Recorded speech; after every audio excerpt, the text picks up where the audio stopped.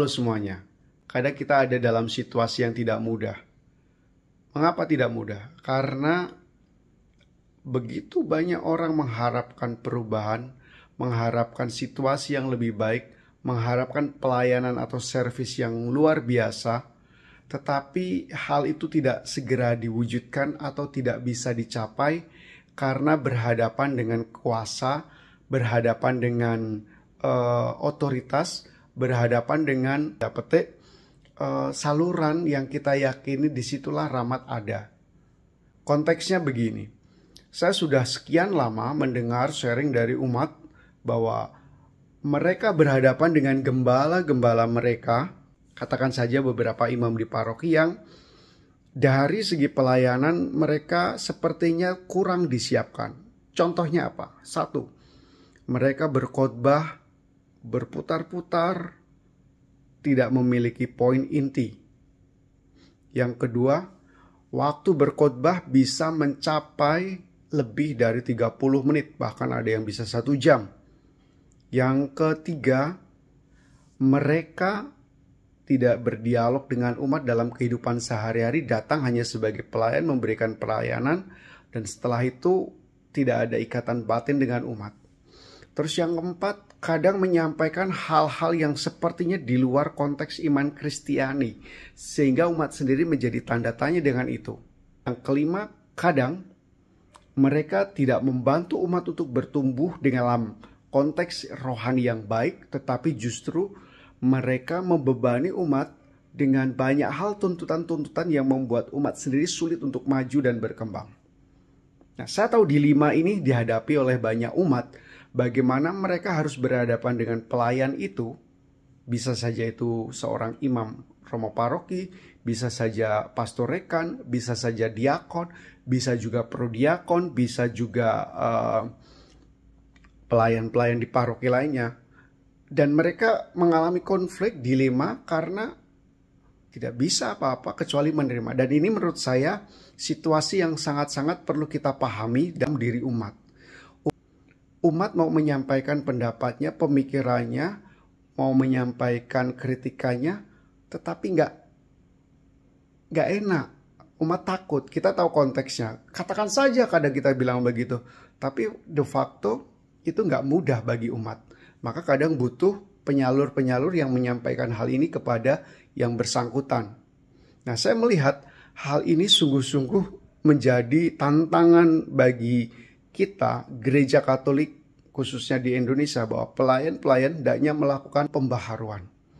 Mulai perhitungkan apa yang menjadi harapan umat, dalam arti ya khotbahlah yang dipersiapkan. Tidak ada alasan untuk mengatakan kita tidak bisa menyiapkan khotbah. Kita sudah belajar banyak sebagai imam, saya juga belajar banyak. Saya bukan pengkhotbah yang bagus, tapi kita belajar banyak bagaimana mendalami sabda Tuhan, merenungkan sabda Tuhan. Lalu juga kita belajar banyak bagaimana dalam rekoleksi, dalam retret, inspirasi-inspirasi hidup. Ya. Jadi tidak ada alasan untuk mengatakan kita tidak bisa berkhotbah dengan baik. Tidak harus khotbah yang baik, tapi khotbah yang dipersiapkan sehingga poinnya jelas, straight to the point. Lalu yang kedua, belajarlah menyadari situasi umat. Mengapa? Umat itu memang pada zaman ini berbeda dengan zaman dulu. Umat itu mau sesuatu yang jelas, tertata, alurnya jelas. Mereka sungguh-sungguh berjuang untuk bisa menghadiri perayaan Ekaristi karena jarak yang jauh, kendaraan macet, tugas-tugas yang banyak. Maka kita pun harus menempatkan diri dalam situasi umat, bahwa umat itu datang ke gereja sungguh-sungguh mengharapkan sesuatu yang bikin mereka refresh, mereka segar, dan tidak diisi dengan hal-hal yang berbelit-belit, tidak jelas, panjang, sehingga mereka duduk di dalam gereja itu sungguh perjuangan, apalagi gerejanya nggak ada AC, apalagi gerejanya tidak nyaman. Saya pernah dengar bahwa umat mengatakan sebenarnya kami nggak ada soal Romo mendengarkan khotbah yang panjang dari Romo, tetapi kalau khotbah itu bagus, menarik, inspiratif, pasti kami akan dengarkan, tapi kadang tidak disiapkan dengan baik. Maka saya ingin mengatakan, khotbah atau renungan atau apa yang kita deliverkan kepada umat hendaknya memperhitungkan waktu yang bijaksana. Bapak Suci sendiri mengatakan 10 menit. Kalau kita mau lebih dari itu, perhitungkan sungguh situasi umat. Ya, di Jakarta, dalam pengalaman saya, khotbah bisa menjadi singkat, padat dan jelas karena memang tuntutan. Kalau khotbahnya panjang, nanti parkir di halaman gereja akan sulit.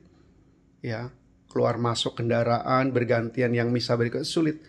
Nah, di daerah-daerah tertentu kadang kita berhadapan dengan imam-imam yang tidak memperhitungkan situasi umat. Saya rasa ini harus ada pertobatan yang jelas. Ya, yang berikutnya, kadang imam-imam membawa umat bukan pada permenungan iman Kristiani, tetapi praktek-praktek yang bagi umat tanda tanya besar. Ya, jadi harusnya seorang imam menjaga iman, menawarkan iman Kristiani, tapi kadang yang ditularkan kepada umat itu jauh dan bahkan menimbulkan tanda tanya besar. Apakah ini dari iman Kristiani? Kok ini dalam praktek iman Kristiani tidak bisa dimengerti dengan baik? Lalu yang saya katakan, yang lain-lain tadi bisa kita renungkan bersama. Apa yang ingin saya katakan adalah, saya sebagai seorang imam sedih tentu mendengarkan hal ini. Tanggapan-tanggapan umat tentang hal ini, sungguh-sungguh keluhan-keluhan umat tentang hal ini sungguh-sungguh menyedihkan. Ya, saya mengundang para imam, para gembala yang melayani umat. Mari kita perhitungkan sungguh apa yang dikatakan umat. Karena kita memang ditabiskan untuk melayani umat, untuk melayani gereja. Kita percaya dalam diri umat Kristus hadir. Maka pelayanan kita yang terbaik itu pasti juga akan menyelamatkan iman umat.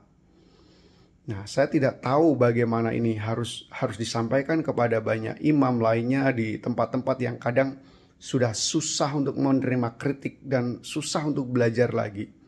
Saya mengundang, marilah dalam kuasa Roh Kudus, marilah kita dalam semangat Ecclesia Semper Reformanda, kita perbaiki diri kita sebagai pelayan-pelayan.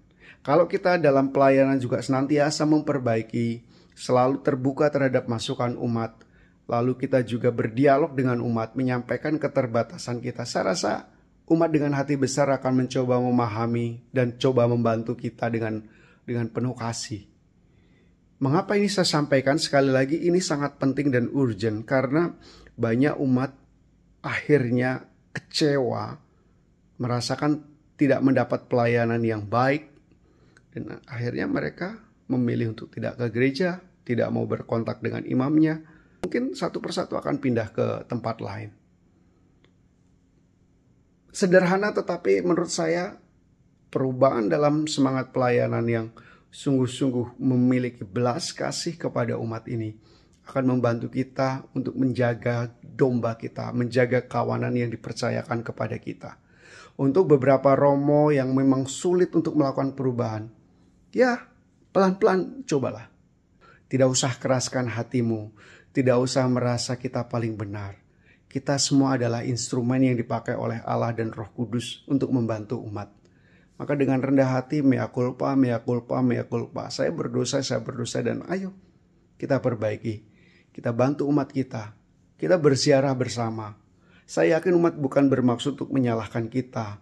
Tetapi umat sungguh prihatin dan tidak tahu harus berbuat apa. Mereka selama ini tidak mengkritik, tidak berani berargu dengan kita karena menghormati kita.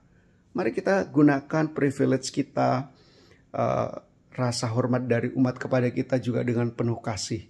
Saya yakin domba-domba kita akan bisa sampai ke padang rumput yang hijau.